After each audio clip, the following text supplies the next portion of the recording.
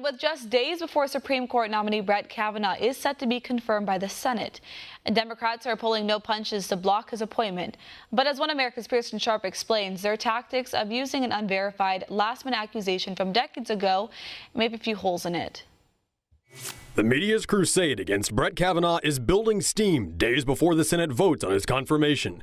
But behind all the smoke and mirrors, there doesn't appear to be any solid case against the Supreme Court nominee. Kavanaugh has denied all allegations in the strongest possible terms and announced he's willing to go before the Senate Judiciary Committee to answer any questions necessary to put these unproven claims to rest. But coming out of nowhere, with a lawsuit based on accusations from 36 years ago, who exactly is Kavanaugh's accuser, Christine Ford? And why did she wait until just days before Kavanaugh's confirmation to come forward with her story, when she's had the last several decades to speak up? It is an accusation which the ranking member of the Committee of Jurisdiction has known about for at least 6 weeks. Known about for 6 weeks.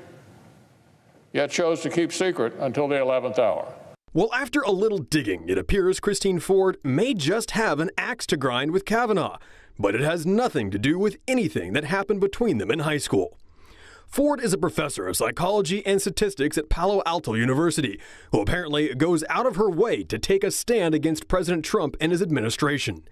Back in January of 2017, she wore a version of a pink hat used by feminist activists as she marched in opposition to proposed policies of the president. But her quarrel with Kavanaugh may go much deeper than his simply being the chosen nominee of President Trump. Facts are now emerging that Brett Kavanaugh's mother, Martha, was a district judge in Maryland in 1996. Astonishingly, she also happened to preside over a foreclosure case against none other than Christine Ford's parents. As it turned out, Martha Kavanaugh ruled against Ford's parents on a property in Potomac, Maryland, though it never resulted in the seizure of the property. Yet this potential conflict of interest is going totally unmentioned by the media, who seem more concerned about playing up unverified charges than looking into a possible case of revenge. Christine Ford's attorney, Deborah Katz, is also a major donor to the Democrat Party and has called people who work for President Trump miscreants. Katz says those who work for the president are worse than deplorables and has made a career out of dismissing sexual harassment cases against liberal politicians.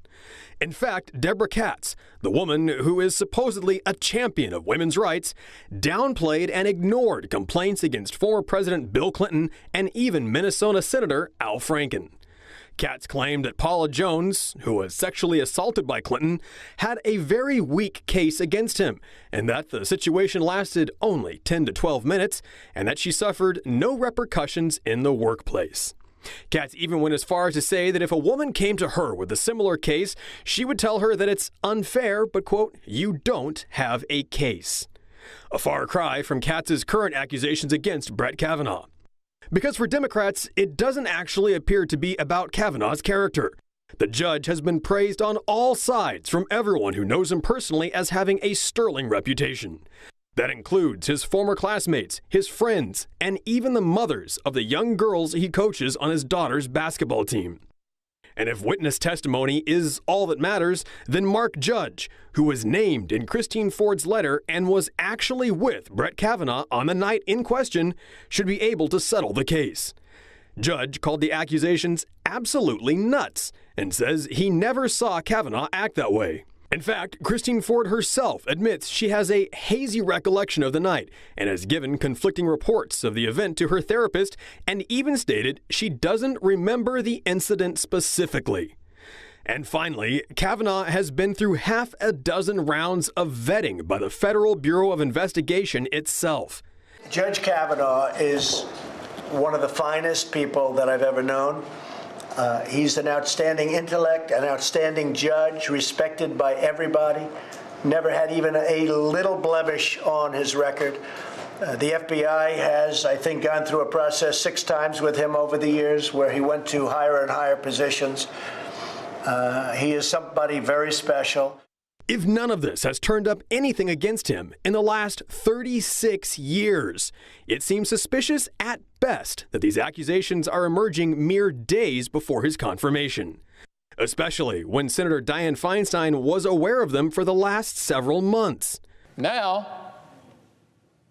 Now they choose to introduce this allegation, not through the standard bipartisan process, not by advising the Judiciary Committee colleagues and committee staff through proper channels, but by leaking it to the press.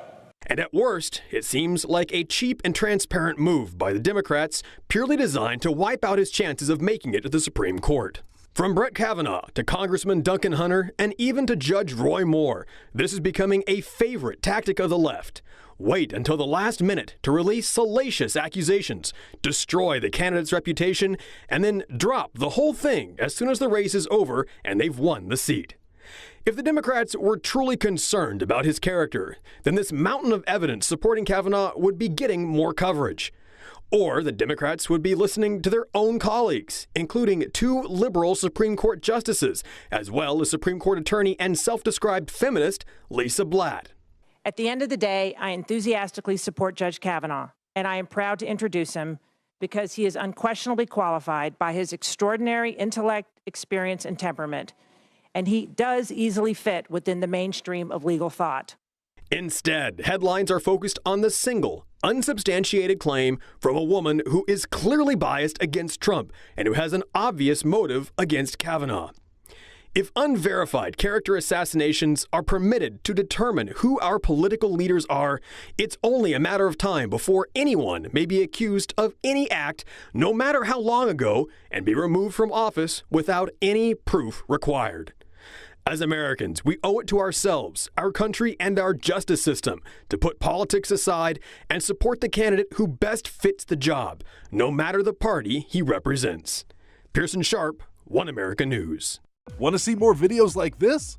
Click on the link below and subscribe to One America News on YouTube, and call your cable provider and kindly demand that One America News is added to your lineup. Call and subscribe today.